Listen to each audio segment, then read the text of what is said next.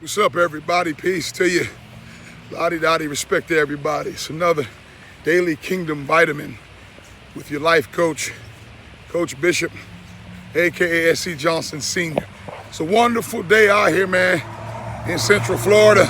You know, I'm getting it in. It's 10 miles is what I'm up to, 10, 11 miles a day. You got to get it in, right?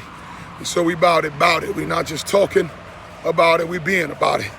So as the body without the spirit is dead, so faith without works is dead. Faith, put some feet to your faith. Let's get moving, right? Anyway, in Mathew chapter 6, verse 27, right? Jesus is teaching there, and he's dealing with this worry, concept of worry, or what I call the spirit of worry.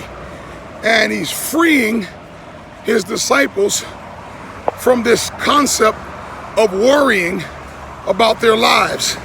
Verse 27, he says, which of you by worrying could add 1 cubit to your stature? That's what the King James says, 1 cubit to your stature. Translation, a cubit, I've always was taught years ago, was a measurement, right? Because Noah was instructed to make the ark so many cubits long, so many cubits wide, etc. Modern translators now messing with the Bible, they also have included that cubit as not just a measure, you know, in inches or feet, etc., but also time span. So some translations are going to say, which of you by worrying could add 1 hour to your life? I want to take the concept of which of you by worrying could add 1 cubit to your life. A cubit in the Bible is 18 inches, the same distance if you were to put your middle finger, the top of your skull, and pull it down. The bottom of your elbow is right at the center of your heart, or right toward your heart. 18 inches, the distance between your middle finger and the tip of your elbow. That is, if your heart can trust the Most High, right, then your mind could be at ease. Isaiah 26:3 says he'll keep those in perfect peace whose minds are stayed on him, right? So biblically, when you read the word heart, this pumps blood pumping organ, but the Bible, when it speaks of the heart, is talking about the mind. So out of the abundance of the heart, the mind speaks. So out of the abundance of your thoughts, you speak. Mark 11:23, 24, 25 talks about you'll have whatever you say. So if you don't like what you're experiencing and embracing in life and going through, then you got to change what you say, but you'll never change what you say until you start changing what you think, right? So I want to deal with 2 concepts. Let's get this worry situation right out of the way, right? Which of you by worrying could move your situation 18 inches, 18 degrees, 18 inches. Worrying's not going to progress you any further. But what you need to understand, and I need to embrace also, is that in this game of life, it's a little bit like football, in that football, they say, is a game of inches, right? It's designed on a 100-yard field, 10 extra yards to each end zone. So it's total of 120 yards. But to score, you got to go 100 yards. The game is played, you get 4 downs to get 10 yards. And if you get 10 yards within 4 downs, you get another set of 4. So we want to first down our way all the way down the field. And ultimately, if we keep getting first downs, we get a touchdown. So if I get 4 downs to get 10 yards, all I need is 2.5 yards per play. First down, and I move it. All I want to do is move the chains, baby. All I want to do is get a first down because I'm on my way to a touchdown. You know, I struggle, and I've struggled all my life with anger issues for whatever the reason.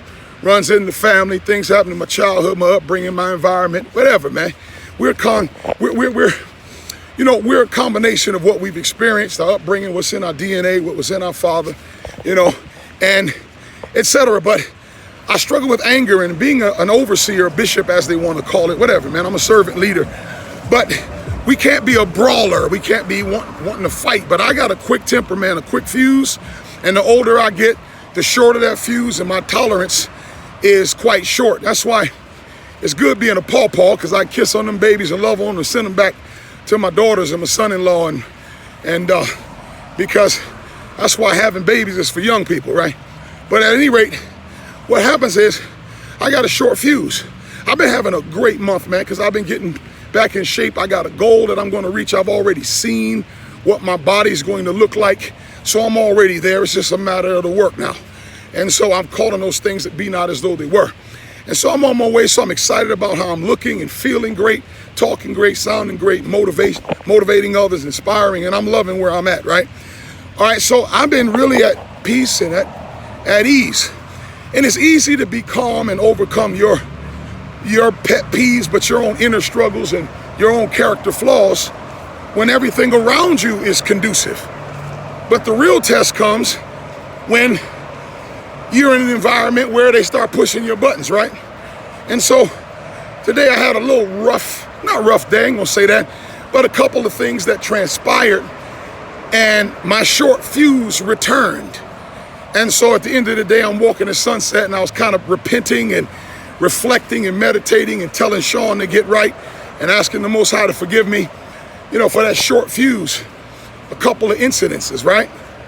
Nothing major, but I felt like I had digressed from the progress, right? Them 2.5 yards, 10 yards, first down. I was moving the ball down the field, and then I fumbled. I felt like I fumbled, or I threw an interception, but they dropped it, so I got away with it, or I fumbled the ball, but I fell on the ball, and so, I still have the ball, but I got to tighten up, right?